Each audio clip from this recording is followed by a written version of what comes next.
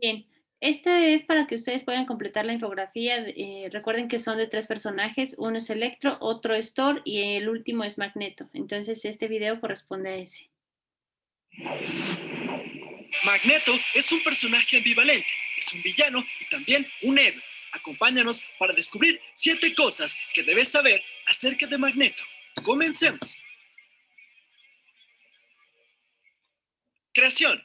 Magneto hizo su primera aparición al mismo tiempo que los X-Men en el número 1 de los Hombres X, creado por Stan Lee y Jack Kirby. Stan Lee ha afirmado que lo creó no como un villano, sino como un personaje que cobraba venganza por todos los racistas del mundo, en respuesta a la poca aceptación de los mutantes en la sociedad.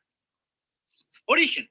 Magneto nacería como Max Eisenhardt en 1920 en Alemania, en el seno de una familia judía de clase media. Sus padres, al inicio de la Segunda Guerra Mundial, tratarían de huir del régimen nazi, pero estos serían aprendidos. Su madre, su padre y hermana serían ejecutados, mientras que Max sería enviado a uno de los peores campos de concentración de la historia, Auschwitz. Max se encontraría con Magda, una chica que conocía desde la escuela. Eventualmente, ambos serían liberados al final de la Segunda Guerra Mundial. A partir de aquí, Max se cambiaría el nombre a Magnus y junto con Magda tendría una hija. Ellos llevarían una vida relativamente normal, hasta que un día Magnus sería atacado por unos hombres. Él los asesinaría con su poder mutante, del cual no era consciente. Después de esto, una turba de gente prendería fuego a su casa, donde se encontraba su hija, a la cual no pudo salvar. Magnus desataría su poder contra la multitud de gente, asesinándola. Magda observaría todo de lejos y escaparía para nunca más volver a ver a Magnus. Secretamente, Magda estaba embarazada y eventualmente daría luz a un par de gemelos conocidos ahora como Pietro y Wanda Maximoff. Por su parte, Magnus nuevamente se generaría otra identidad.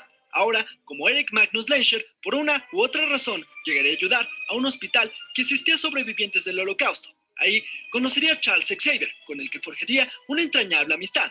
Pero el barón Von Strucker llegaría al hospital haciendo destrozos, por lo que Eric usaría una fuerza desmedida para detener.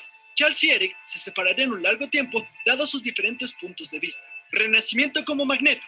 Tiempo después de su desaparición, Magnus regresaría con un nuevo alias. Con el nombre de Magneto, Magnus atacaría un centro militar y es aquí donde se encontraría por primera vez con los X-Men, quien lo detendría. Pero Magneto también formaría su propio grupo de mutantes, conocido como The Brotherhood of Evil Mutants. Durante años, Magneto lucharía contra los X-Men y los humanos en busca de que los mutantes tuvieran su lugar e incluso gobernaran por encima de los humanos. Reformación.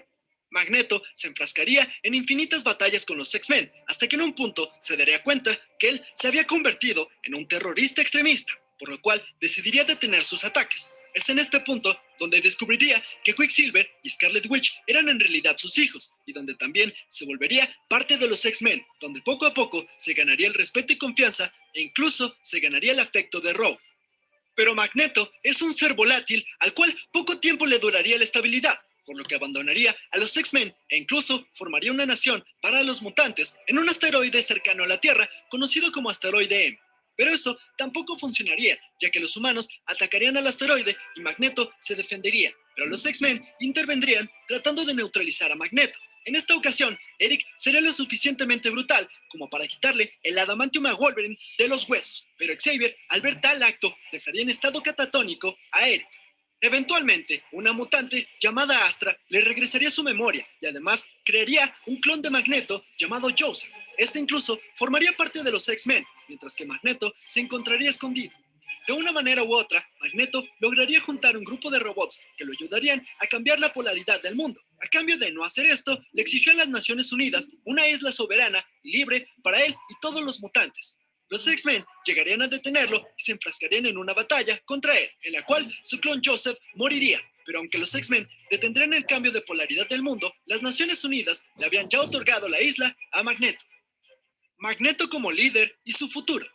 Magneto sería el gobernante de Genosha, la isla otorgada por las Naciones Unidas. Poco a poco iría siendo de este un lugar de libertad para los mutantes, pero la isla, poco tiempo después, se vería devastada por centinelas enviados por Cassandra Nova. Magneto desaparecería un rato y regresaría eventualmente para ser parte de los X-Men nuevamente, Pero para ser más exactos, Magneto es uno de los apoyos más cercanos de Cyclops, el cual poco a poco ha ido adquiriendo características de Magneto. Eric, en tiempos más recientes, ha optado por convertirse más en un héroe o antihéroe y ha abandonado sus años como terrorista. Habilidades. Magneto es conocido como el amo del magnetismo, ya que él puede percibir la fuerza magnética de la Tierra, al igual que la energía bioeléctrica de los seres vivos. Él es capaz tanto de moldear los metales más resistentes como el adamantium, así como las partículas más pequeñas ocultas en las células de algún ser vivo. Con su control del magnetismo puede crear campos de fuerza y crear impulsos eléctricos. Además, él puede manipular todo lo que se encuentra relacionado con el espectro electromagnético, como el espectro visible, los rayos X, rayos ultravioleta, rayos gamma, etc. Además, ha logrado crear bloqueos en su mente contra ataques psíquicos, aunque también hace uso de su icónico casco para eficientar la defensa. Eric es un genio, siendo un experto en genética, física, robótica, ingeniería, entre muchas otras disciplinas. Es un maestro estratega y es un líder por naturaleza. Y bueno, eso fue todo por esta ocasión acerca de este interesante personaje que vive. Ok, aquí ya lo que tenemos es información en relación a los poderes que tiene Magneto. Recuerden que para el martes deben estar entregando lo que es la infografía con los poderes que tienen esos tres personajes, Electro, Thor y Magneto. Y bueno, ahora voy a compartir parte de lo que es la introducción de la teoría, antecedentes históricos de la electricidad. Nosotros aquí tenemos ya la parte teórica, que es importante también. La historia de la electricidad se considera que inicia con el filósofo Tales de Mileto, de 640 a 546 a.C., quien describió por primera vez el fenómeno de la atracción mediante observar que al frotar el ámbar, resina seca de algunos árboles, con una piel de animal, adquiría la propiedad de atraer pequeños trozos de hojas secas, insectos, etc. Después de 2200 años, William Gilbert, que vivió de 1544 a 1603, comenzó a estudiar los fenómenos eléctricos y fue el primero en emplear las palabras electricidad y magnetismo. Escribió el Tratado de Magnete, en el cual presentó todos los experimentos sobre electrostática y magnetismo. Utilizó diferentes materiales y observó que gran variedad de ellos atraían cuerpos ligeros cuando eran frotados, a los que llamó eléctricos. También descubrió que al ser calentados, estos cuerpos perdían sus propiedades. Después de escuchar una conferencia en los años 40, Benjamin Franklin, que vivió de 1706 a 1790, empezó a interesarse en la electricidad. 1746 para ser más precisos. Fue el primer científico que utilizó los términos positivo y negativo para los diferentes tipos de cargas eléctricas y realizó infinidad de experimentos. Su mayor contribución fue formular la teoría de los efectos únicos. De acuerdo con esa teoría, la carga eléctrica no se crea ni se destruye. Benjamin Franklin desarrolló el principio de pararrayos utilizando un cometa con una cola de seda de la que colgó una llave de metal. Y bueno, aquí tenemos una ilustración de eso. La primera investigación cuantitativa de las fuerzas entre cargas eléctricas en reposo la realizó en 1785 Charles Coulomb, que es uno de los científicos que nosotros vamos a estar revisando, quien estableció experimentalmente la ley fundamental de la fuerza eléctrica entre dos partículas cargadas estacionarias. Hans Christian Oester, también es estudiado en esta unidad, que vivió de 1777 a 1857, descubrió la acción magnética de las corrientes eléctricas, es decir, cerca de un conductor eléctrico se producía un campo magnético capaz de interactuar con otros campos como el de la brújula. Oersted dio a conocer sus descubrimientos en 1819 y aquí tenemos justamente una ilustración del experimento que él realizó. André-Marie Ampère, que vivió de 1775 a 1836, realizó una serie de experimentos e investigaciones teóricas que le llevaron a la formulación de una de las leyes más importantes del electromagnetismo, la cual se conoce hoy como ley de Ampère. Esta ley permite, entre otras cosas, predecir con mucha exactitud las características del campo magnético generado por cualquier conductor, por el que circula una corriente que presenta un importante grado de simetría. También descubrió las leyes de acciones mutuas entre corrientes. Dichas leyes constituyen los fundamentos del funcionamiento de las modernas máquinas y de los instrumentos de medidas eléctricas.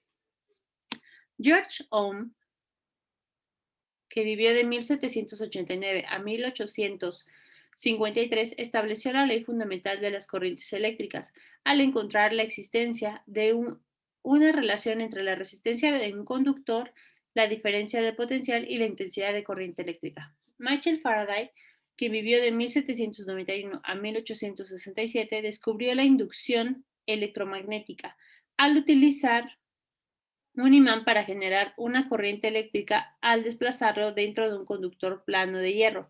Y es justamente este el experimento que él hizo para probar lo que es la inducción electromagnética, perdón. James Joule, quien vivió de 1818 a 1889, estudió los fenómenos producidos por la corriente eléctrica y el calor desprendiendo de los circuitos eléctricos. James Joule encontró que la cantidad de calor originada por corriente eléctrica al circular a través de de un conducto es directamente proporcional a la resistencia. Otros investigadores han contribuido al desarrollo de la electricidad, como son Heinrich Lenz, quien enunció la ley relativa al sentido de corriente inducida, James Clerk Maxwell, quien, quien propuso la teoría electromagnética de luz y las ecuaciones generales del campo electromagnético. Nikola Tesla fue el inventor del motor asincrónico y de la corriente polifásica. Joseph Thomson investigó la estructura de la materia y descubrió el electrón. Y aquí tenemos conceptos básicos de electricidad. La palabra electricidad se deriva de la raíz griega electrón, que significa ámbar. La electricidad se define como un fenómeno físico que se origina del movimiento de partículas subatómicas por medio de cargas eléctricas a través de la atracción y repulsión de las mismas, además de ser considerada una fuente de energía tan variable que tiene aplicaciones en el transporte, el clima, la iluminación, por mencionar algunos ejemplos. La electricidad se usa para generar luz mediante lámparas, calor mediante resistencias como parrillas, hornos eléctricos, movimiento mediante motores que transforman la energía eléctrica en mecánica como la licuadora, señales mediante sistemas electrónicos como circuitos electrónicos de celulares, computadoras, televisores y cualquier aparato electrónico. Por otra parte, la electricidad es una rama de la física que estudia todos los fenómenos relacionados con las cargas eléctricas en reposo o movimiento. Para su estudio, lo que nosotros hacemos es dividirla justamente en dos. Tenemos en electroestática y en electrodinámica. En electroestática, nosotros sabemos que es la rama de la electricidad que se encarga de estudiar cargas eléctricas en reposo. Y electrodinámica son fenómenos relacionados con cargas eléctricas en movimiento. Esto se parece mucho a lo que nosotros vimos en la unidad pasada, donde vimos hidrodinámica y también vimos hidroestática. Si nosotros tenemos terminación estática, quiere decir que va a ser algo que va a estar quieto, que no se va a mover, y dinámica va a tener un movimiento, ¿ok? La carga eléctrica es una propiedad fundamental de la materia y base de todos los fenómenos de interacción eléctrica. Se representa con la letra Q. Las cargas eléctricas son de dos tipos y tenemos positiva y negativa. La atracción, nosotros entendemos que son cargas eléctricas de diferentes signos se van a atraer. Repulsión, cargas eléctricas del mismo signo se repelan o se rechazan, y eso lo vamos a estar revisando ahorita.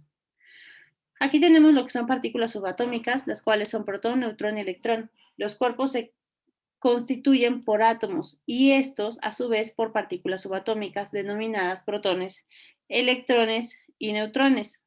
El neutrón es una partícula subatómica sin carga neta y se representa con el símbolo N. Permíteme tanto. Perdón, N, ya.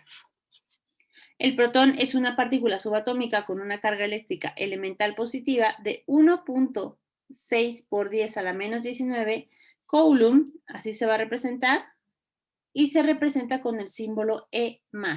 Neutrón con N, protón con E+.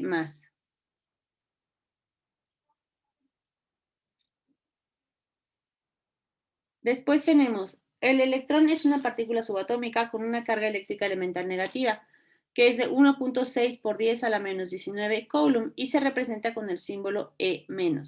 La ley de atracción y repulsión se cumple de la siguiente forma, como es: Cargas de signo diferente se atraen, más y menos se van a atraer.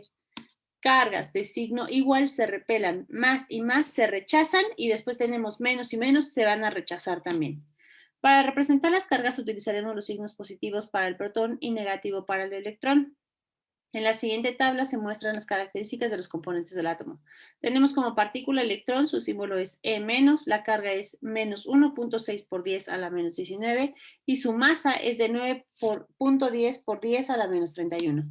La partícula de protón, el símbolo es E+, la carga es más 1.6 por 10 a la menos 19 y su masa es de 1.67 por 10 a la menos 27. La partícula neutrón, su símbolo va a ser N, su carga es 0, ¿ok? Y su masa es de 1.67 por 10 a la menos 27. Y aquí tenemos algo interesante. Al pasar un peine por nuestro cabello en varias ocasiones, estamos generando fricción entre las partículas de ambos. Si acercamos un globo al hacer este movimiento, el cabello pierde electrones y los gana el globo. Por lo tanto, la carga eléctrica no se crea ni se destruye, se transfiere. ¿Qué es esto? Se va a quedar la electricidad en otro elemento o en otro objeto. La carga eléctrica de un cuerpo aparece cuando éste pierde o gana electrones y se dice que cualquier carga eléctrica de magnitud Q es un múltiplo entero de la carga elemental E. Es decir, Q es carga negativa igual a N, que es el número de electrones que se representa por un número entero y positivo, y E, que es la carga elemental del protón o electrón. Y así es como lo tenemos. Esta es QNE, el significado de ellos, nuestra primer fórmula para poder calcular la carga eléctrica y se va a medir en Coulomb. ¿Hay alguna duda? No. Ok, perfecto. Entonces, eso sería todo. Nos vemos el día de mañana.